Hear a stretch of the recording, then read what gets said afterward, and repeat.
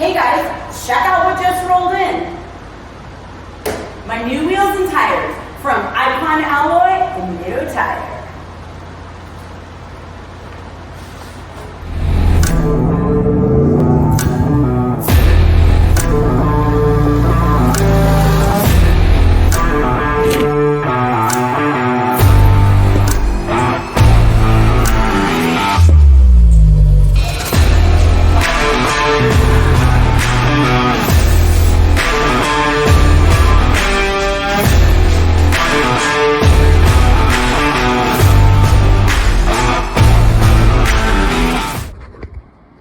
So we're here working on the Bronco.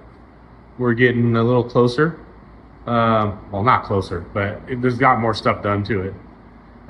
We had Dylan from Icon coming out here today. We're gonna do some more design ideas and concepts for the suspension, and just Theresa's been doing some body work on this thing, getting some sheet metal done. And we just got the wheels and tires here, so we're I don't know, we're gonna watch the video. You can see what we got going on, show how you these tires and wheels and everything got here. Thanks.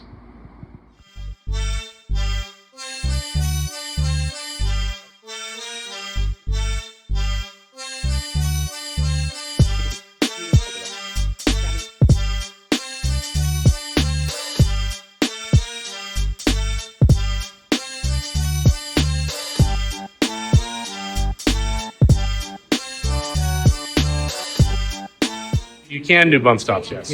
Yeah. So if we can get, that's always a hard thing to make the structure to get it out as far as possible. It's nice to, but it's tough. But wherever we want to get that stuff out, as best we can. You can. So wherever that stop is, it's going to articulate, and this will go up higher. Got it. Because it's leveraging for back here. Yeah. And it'll leverage this quarter up. Yeah. Like where that seat notch would go.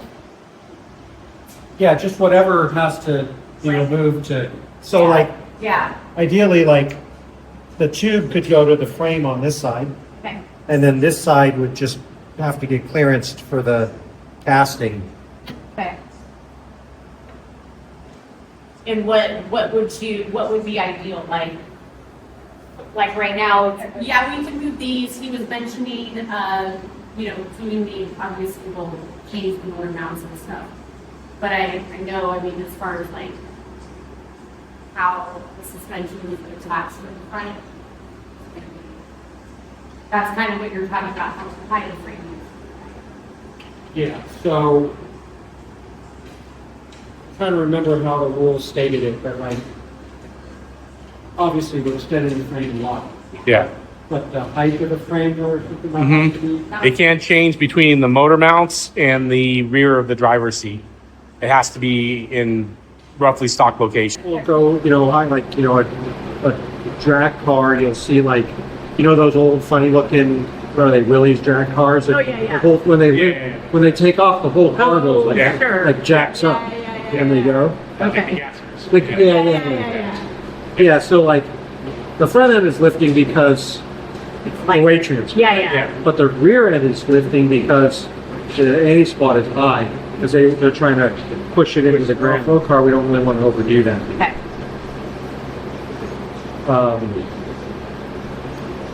So yeah, I just wanted to, what we want to do is we want to measure, kind of figure out where the frame height is, that ride height, which would be where it is now, plus however much bump travel we want.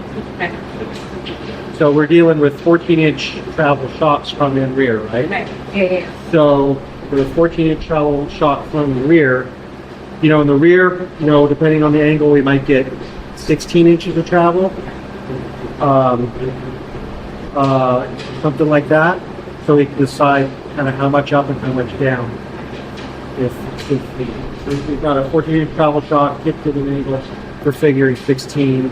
I kind of put it in here up to 18, but we'll probably end up more like a 16. And then we just have to play with it to figure out how much up and how much down. And the trade-off is, a lot more up travel is going to go through big holes and not kick and be really nice. But then you're taller. Yeah. And so you want to keep it low. So the mistake that a lot of people make is they make it so low that it just hit bump stop all the time. Got it. If you kind of I don't, yeah. kind of can get away with that Yeah. with valving, so like a tree off the top of the diff. So it's got those 6 tap holes. Yeah. Oh, got it. Yeah. For the rear? The plate that's on the top. Okay. Yeah. So I can help lay out that bracketry once we determine where this point is. Okay. So right now I've got the lower links are actually above, in front of and above the center line of the axle. It's like the old school thing is you had your trailing arm underneath. Underneath, right? Where Right. this one's mounting or no? So this one is, the lower link is underneath. Okay. The upper link I have right now kind of right On top? right through the middle of the frame, Okay. which obviously you'd either have to notch it out but we don't know where anything really is yet. Got it. They might end up underneath. The problem with wide and underneath is that they have to go up. So like old 1450 dudes, what they do is they tie the frame right here and bend it up in the back. So it looked like the stock frame, because they have to do the stock frame, but they could fake getting more up travel because they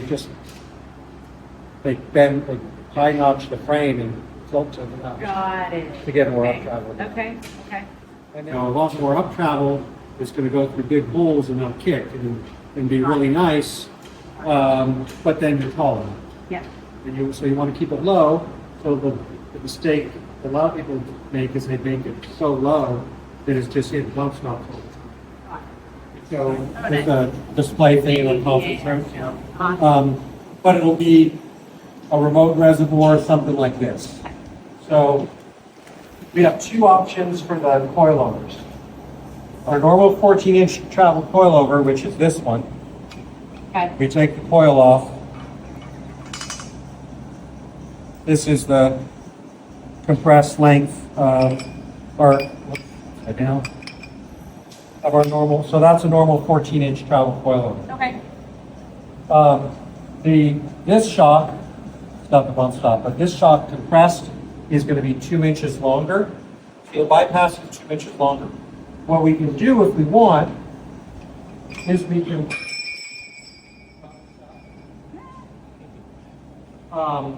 what we can do if we want is we can make them the same length. So I'll make a longer coilover too that will just limit. We'll just limit the travel. So we can do a shorter body like this, or we could do a longer body because the bypass is going to have to be this length anyways. So if it's easier to make the mounts so that they're the same length, then I'll just make Got it. more of these. Yeah, it's just the. Typically, I make this. The travel is just the 14. Just the 14. They're both travel. It's 14 inches of travel. I would just put it in a longer body because it would be the same. Which I believe that's fine. Mm-hmm. Yeah, it's a travel. Yeah. Yeah. Okay. But you're So, saying this option's probably better because Well, it's gonna have. maybe not. Like it might be easier because packaging's always kind of tough. It might be easier to package The small. the Smaller. shorter coilover and a longer bypass. So it's a 2-inch difference. Okay. But I would start kind of around. What I would do is when you're doing the mock-up, this would be your coilover and this would be your bypass. Okay. Got Like, it. as far as lengths go. Yeah. And they're Okay. both 14 inches of travel. Okay. So extended length, they're the same. Yeah. Okay. I mean, yeah, we don't I mean, definitely anything to keep them cool, I think makes Right. a lot of sense. Yeah. And we got lots of tricks for keeping. Okay. But the placement of where the reservoir is too. That people used to put the reservoirs over their engine cage. Yeah. You're like, Yeah. Sorry, I'm getting it. It's actually hard to use 14 inches of travel on the front end. So, close the bottoms, we want to get as close down by the knuckle as we can. Yeah. And I'll kind of approximate that. Where would the caster be? Would it be centered more? It would be, It's getting. Oh, it's It'd gonna be hit the bottom line. it's going to be like that. Yeah. Put an Look- angle finder on here and set it like 8 Just- degrees just forward? start Yeah. the machine. Yeah. This Okay. looks to be like 12 or 15. Yeah. Yeah. So put an angle thing on here, set it about 8 degrees. 8 degrees. Okay. And then You wrote that? Yeah. block the wood, drop the other end so this goes up, and then Okay, got it. That's what you're looking at. yeah. So I feel like it might not, but. Not that.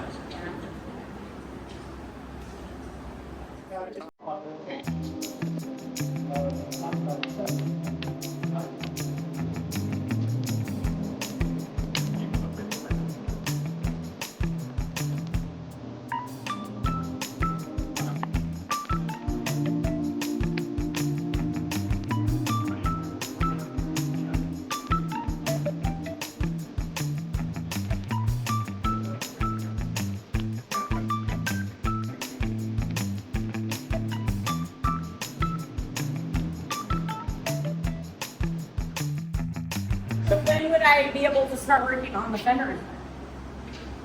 Can't work on them now? I cut those. That's at least the, I just didn't know, that's why I There's was. only like 98% of all Broncos are cut. Yeah. Yeah. You see an uncut, you're like, oh, stock uncut. Well, this is just kind of what no, this is how close is the axle tube you're going to get to the frame in the front.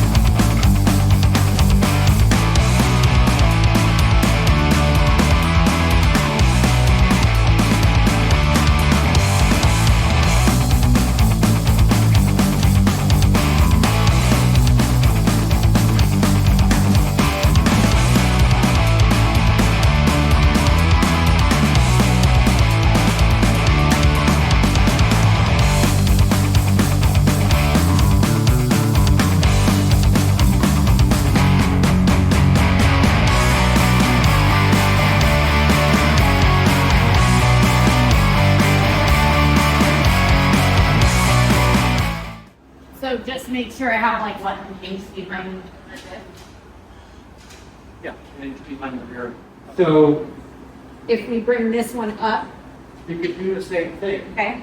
So it's going to be touching here, Yeah. but the bump stop's going to be here, Okay. right? So if you put an imaginary point, like where my finger is, at the height of the bottom of the frame, and stop it there, then do the same thing, drop the other end. So like, I mean, I can almost do it like this. Yeah, yeah. Right? So it would be like, be a little bit more. So this point is about horizontal here, Okay. somewhere in here, we don't really know yet. So let's say this is horizontal here. Oh no, it'd be higher. Yeah.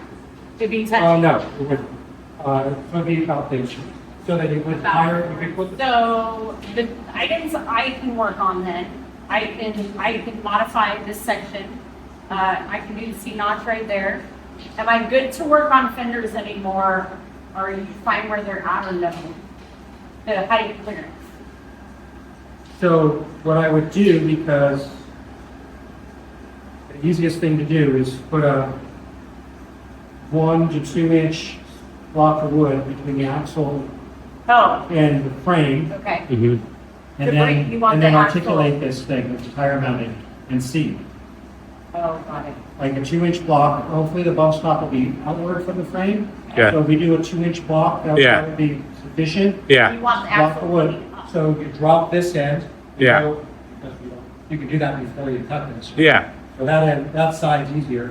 So you can Yeah, mount a tire and wheel, put a 2 inch block between the tube and the frame, yeah. Bring the axle and drop this and see where that goes. up. Then Okay. you'll know whether you want to put another inch of body lift in it. Okay. Or But we're at full. what so- compromises we make from there. So the compromises are fender changes. Yeah. Or the out travel changes. You don't have as much.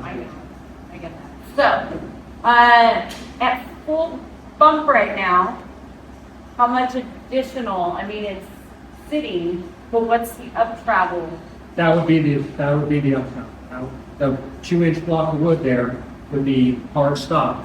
And then when you lower this end of the axle, that Yeah. will go articulated. Yeah.